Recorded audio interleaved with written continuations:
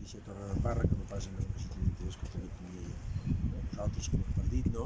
I parlar amb els companys, de treball, a valorar les coses, perquè creiem que aquí tenim expectatives bones, en el sentit que no ha acabat de funcionar des del nostre punt de vista. La gestió de l'actual alcalde i de l'actual equip de govern, detectem unes ganes de canvi a Torredembarra i ens sembla que podem, en fi, tenim opcions, no?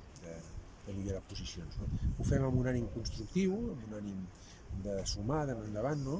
Molt responsable, molt serè i amb ganes de tenir aquesta conversa pública que són les campanyes electorals, no? Una conversa pública que voldríem molt serena, molt tranquil·la, molt respectuosa, molt de contrast, que no de confrontació de projectes, en aquest cas per Torredembarra. Nosaltres estem molt segurs de que tenim bones idees, de que el Val de Pino i el seu equip tenen bones idees i per tant amb ganes d'aquestes properes setmanes dialogar i conversar amb tota la ciutadania de Torredembarra. Autonomia als nostres candidats i candidates, en aquest cas en el Val de Pino i a l'agrupació, no?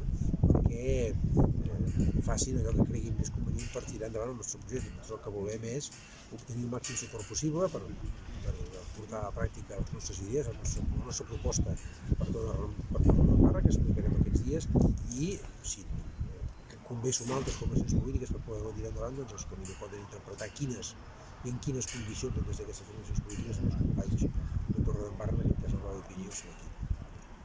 El que ja fa mesos que estem parlant, no? El canvi és l'hora del canvi d'alcalde, del canvi de timó, del canvi d'una altra cosa, una altra manera de fer la política.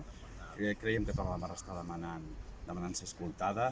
Podem dir que aquests 4 anys han sigut a esquenes del veïnat i dels problemes que té la torre, i el que oferim i oferirem són propostes concretes, reals i això, amb l'esperit de poder aconseguir aquest canvi que nosaltres ens demanen tant. Avança alguna cosa?